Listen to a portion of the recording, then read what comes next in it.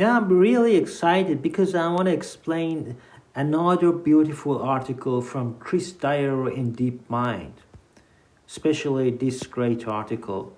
So they're using semi-supervised learning and my favorite subject, semantic parsing, and they are using my favorite paradigm for unsupervised learning, which is autoencoders. Of course, you can combine it with supervised to produce a semi-supervised algorithm. But Chris Dyer, I know this author. I know Phil Blossom in Oxford. I know Gabriel Mellis a little bit, and that's it. So these are great researchers, and whatever they write is interesting for me. I don't know why, because they use their approach is very practical. It is challenging. They solve challenging problems such as this semi-supervised problem, and they're using it for semantic parsing, which is really challenging.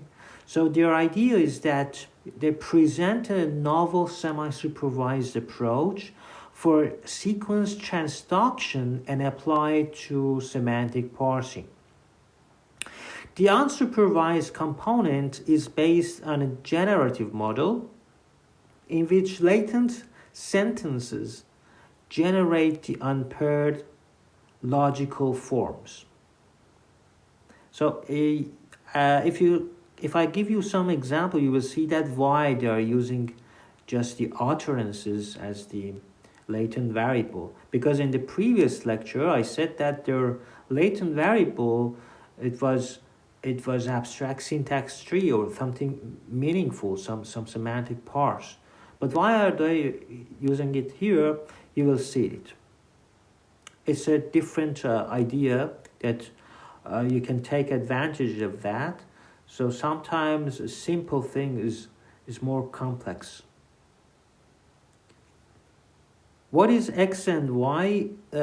We focus X, input sequence X and output sequence Y in domains where the latter, which is Y, are easier to obtain. But X is harder, for example. Or X and Y pair is sparse. For example, in linguistics, in languages, we don't have, for example, Persian to Hebrew, for example. This translation is very rare. We don't have enough training data. That's why it becomes sparse. Your problem becomes sparse. It's expensive to produce. And that's why we can take advantage of this beautiful architecture. This sequence 4, I think I've explained a similar algorithm in a different lectures last year. But here your Y, for example, your Y is like this. Input from, for example, answer, smallest city, location 2, state ID state. And your X, which is in the latent variable, this X, is what is the smallest city in the state of state. So you see it's for a different, so this natural language does not occur anywhere in the training data in this form for the GeoQuery. So they have different problem, different issue, so that's why their latent variable is like X. So you see that because the name is sequence 4, because they're using 4 LSTMs, 1, 2, 3, 4 LSTMs, and first they represent it by this X, and then here, okay, I will show you. This is just I will show you later. And they use different data sets, Geo, Sail, NL maps.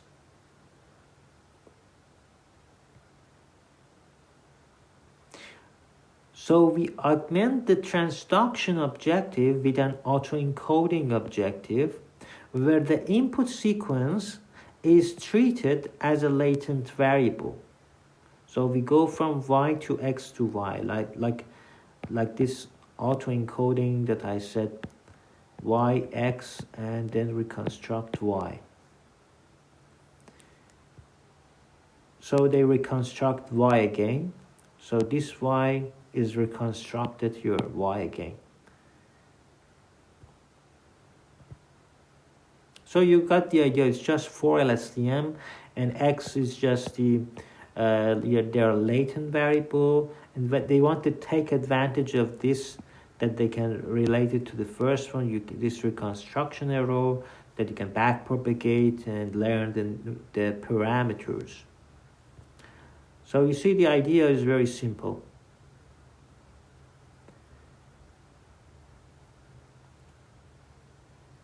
The first LSTM of the encoder half of the model reads the sequence, represents a sequence of one-hot encoding vectors over the vocabulary using a bidirectional recurrent neural network into a sequence of vectors.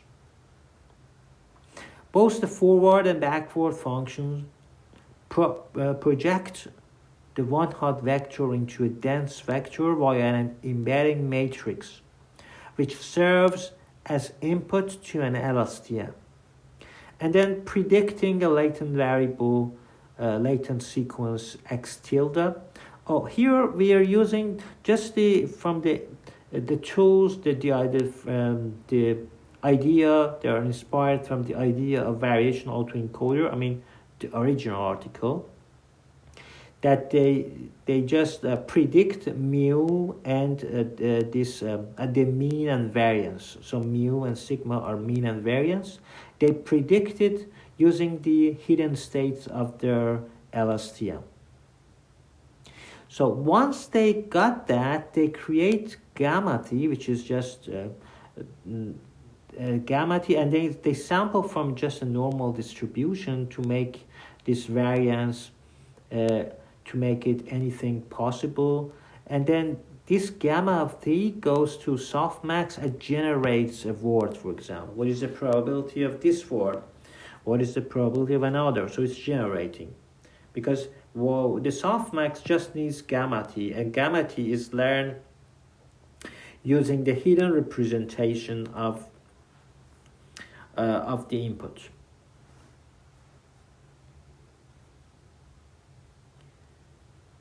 So that's why this is how x tilde is predicted, and the rest of that is standard, because again you use another LSTM, the fourth one, for decoding to reconstruct what you have given for the first LSTM. Now you reconstruct it using the LSTM number 4. So that's why it is called sequence 4, because we have 4 LSTM. The last LSTM is for reconstruction. And so we have this loss function. And alpha term is just a hyperparameter we use for regularizing. And this is just negative log likelihood between y and y hat. Because it's free, no problem, it's unsupervised. Y is the same thing as y hat. So we want to minimize this gap. But at the same time, we want to keep this distance between two distributions, Q and P, as small as possible. So in the supervised case, the supervised loss could be NL of x tilde and x, as well as NL negative log likelihood of y hat and y. And as I said, they used GeoQuery and also the dataset OpenStreetMaps and also the dataset navigation instruction 2 actions. And the results has, again, you see that it is it's just 10% above the chance. But it is beautiful because their problem is challenging. It's not a simple supervised thing with lots of data. We have very few supervised, so it's a semi-supervised, very few supervised labels, but The challenging thing is that you are taking advantage of tons of unlabeled data, which is really interesting to get such a good accuracy. So their accuracy is great. Don't think that it is just 13% above the average, above the chance, but this is amazing result. So if you can create better result, so you should publish it, because this is really state of the art. So sequence 4 plus has these results for different supervised data. For example, if you use all of your supervised data, it gives highest accuracy. But you see, as you reduce the supervision, then you have worse and worse and worse results.